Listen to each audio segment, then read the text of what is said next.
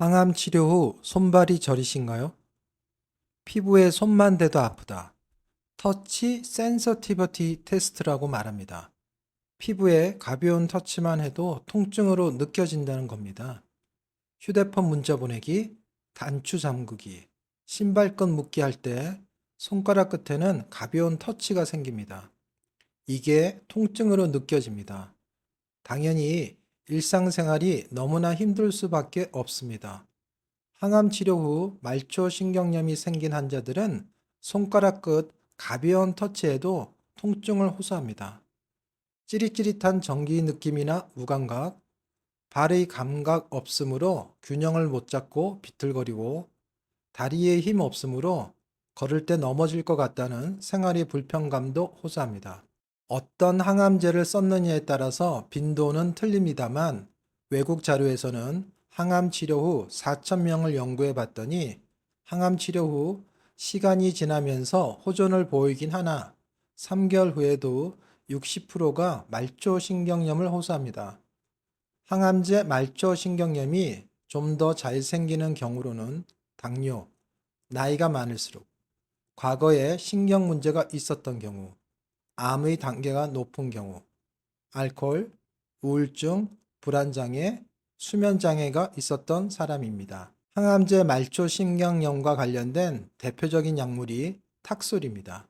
시스플라틴, 백금 계열의 약물입니다. 파클리탁셀은 탁솔 등의 상품명으로 판매되는 약물로 난소암, 식도암, 유방암, 폐암, 카포시 6종, 자궁경부암, 췌장암 치료를 위한 항암요법에 사용된다. 치료법도 마땅찮습니다. 오늘은 암 환자 말초 신경염과 관련된 내용입니다. 오늘도 새로운 생각의 힘을 얻어가시기 바랍니다. 고통받고 있는 분들에게 도움되기 바랍니다. 오늘의 주인공은 비타민 B3 나이아신입니다. 주된 작용은 콜레스테롤 억제와 혈액순환 개선입니다. 항암제 말초신경염과 어떻게 관련되는지 알아보겠습니다. 비타민 B3는 몇 가지 형태로 존재합니다. 흰 우유와 딸기 우유, 흰 우유를 가공해서 딸기 우유를 만듭니다. 마찬가지로 흰 우유, 비타민 B3를 섭취하면 몸속에서 딸기 우유, 니코틴 아마이드 리보사이드로 바뀝니다. 아마이, 일본어로 달다라는 뜻입니다. 아마이드, 발음이 좀 비슷하네요. 단맛이 나는 딸기 우유, 니코틴 아마이드 리보사이트입니다. 딸기 우유 먹은 외국인 2명이 말초신경염을 치료한다의 의미는 딸기 우유, 니코틴 아마이드 리보사이트에 의해서 시르트인 2명이 항암제 말초신경염 증세를 치료한다입니다. 시르트인? 어떤 외국 나라의 사람일까요? 시르트인이 뭔지 알아볼게요. 시르트인은 장수 유전자입니다. 2000년 세상에 알려진 장수 유전자 시르트인. 시르트인은 2000년 미국 MIT 레너드 가렌티 교수가 발견하면서 세상에 알려졌다. 시르트인은 효모에서 발견됐다.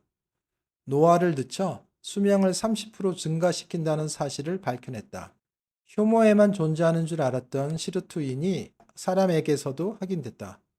연구를 통해서 밝혀진 시르트인 단백질은 시르트인 1부터 시르트인 7까지 총 7종이다.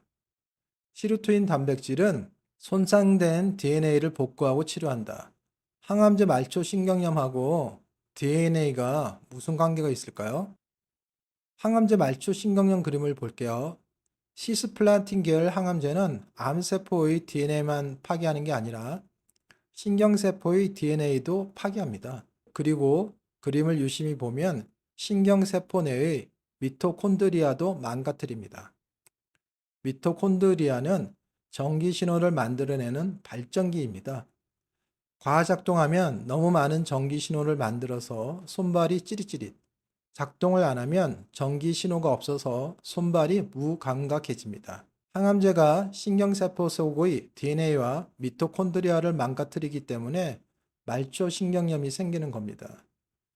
비타민 B3가 시르트인2를 작동시켜서 신경세포의 망가진 DNA와 미토콘드리아를 치료하는 겁니다. 정리해 보겠습니다.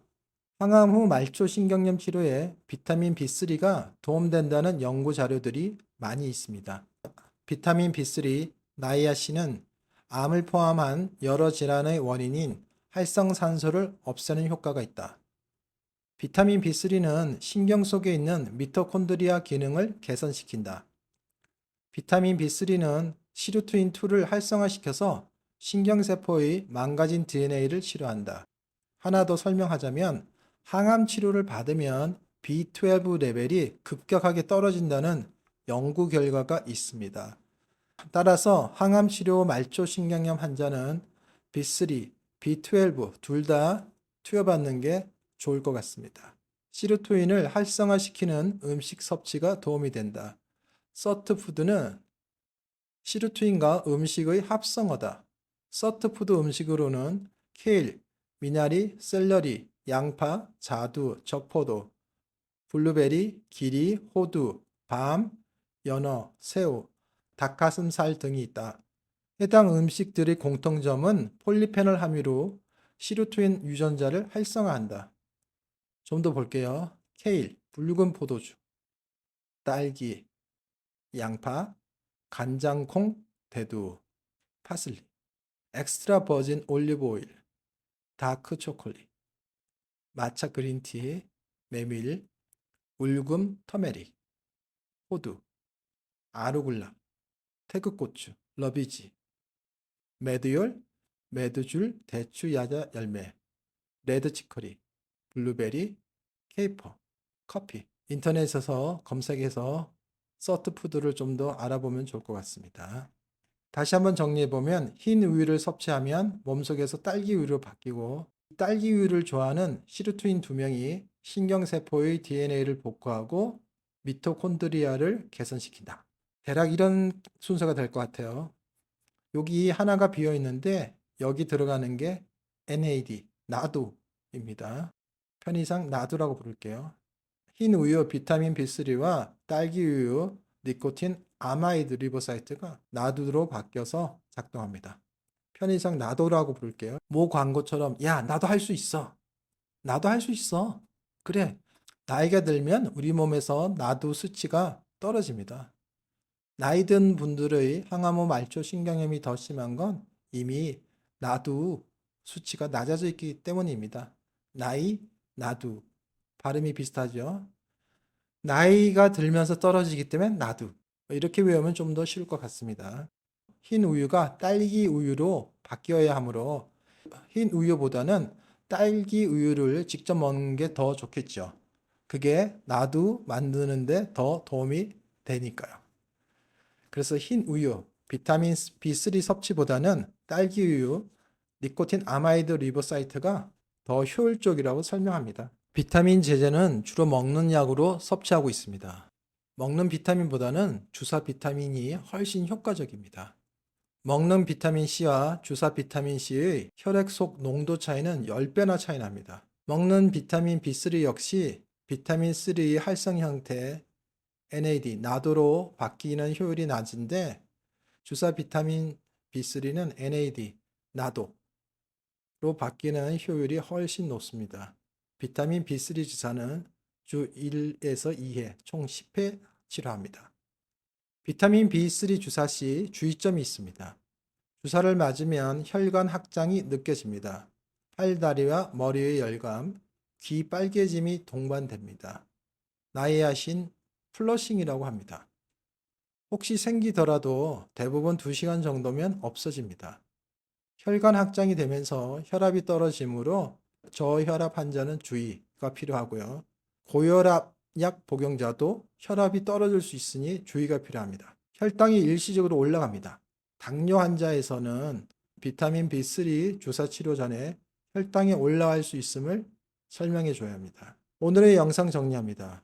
비타민 B3는 항암제 말초 신경염의 증세를 완화시켜준다. 유해산소를 없애는 항산화 효과 외에 비타민 B3는 시루토인2를 활성화시켜 항암제로 손상된 신경의 DNA를 회복시킨다. 또한 신경세포의 미토콘드리아도 개선시킨다. 항암 후 말초 신경염 환자에서는 B12가 빠르게 소진되므로 비타민 B3 외에 비타민 B12를 같이 쓰는 것이 좋다. 먹는 비타민 B3보다는 주사용 비타민 B3를 쓰는 게 더욱 효과적이다. 시루토인을 활성화시키는 음식, 서트푸드 섭취가 도움될 수 있다. 다음 영상은 내가 챙겨 먹은 건강식품과 영양제, 말초 신경염 원인 될 수 있다입니다.